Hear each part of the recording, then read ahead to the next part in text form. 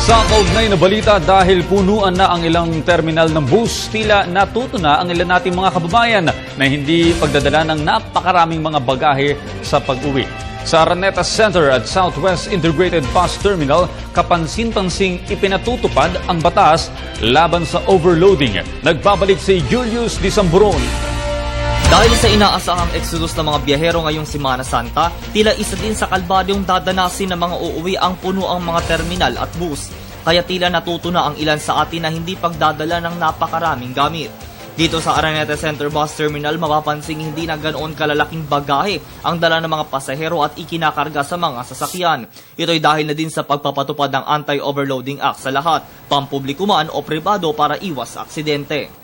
Sa bus na itong patungo ng Masbate, nakilala namin si Nanay Imelda at ayon sa kanya, bukod sa bigat ng pagdadala nito ay abala din sa ibang mga pasahero. Hindi, kasi alam namin maraming pasahero, so hindi kami nagdala ng maraming bagahe talaga.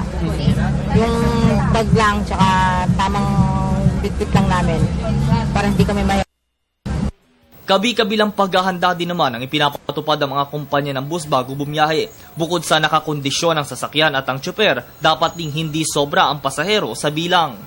Kailangan ma-condition yung bus, saka ang pasahero natin hindi naman masyado puno.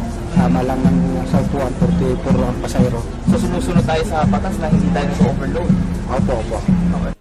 Sigurado po namin na maayos ang aming mga sasakyan, maayos ang aming kondisyon sa sarili para ang biyahe namin ay maayos. Kung sumusunod po ba tayo sa blow bag?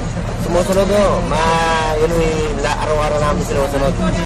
Ayon naman sa mga otoridad, naglabas ang LTFRB ng Oplan Exodus 2014 guidelines na kung saan makikita ang dapat at hindi dapat gawin habang bumabiyahe.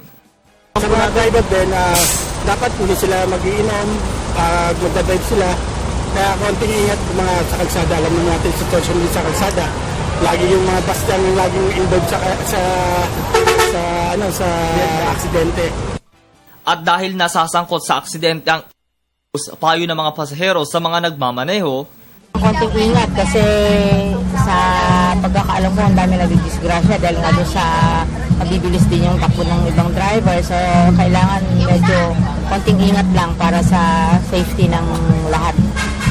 Para sa magiging driver namin, sana hindi yung bus na sasakyan namin, hindi colorum, at saka sana maingat po yung mga drivers.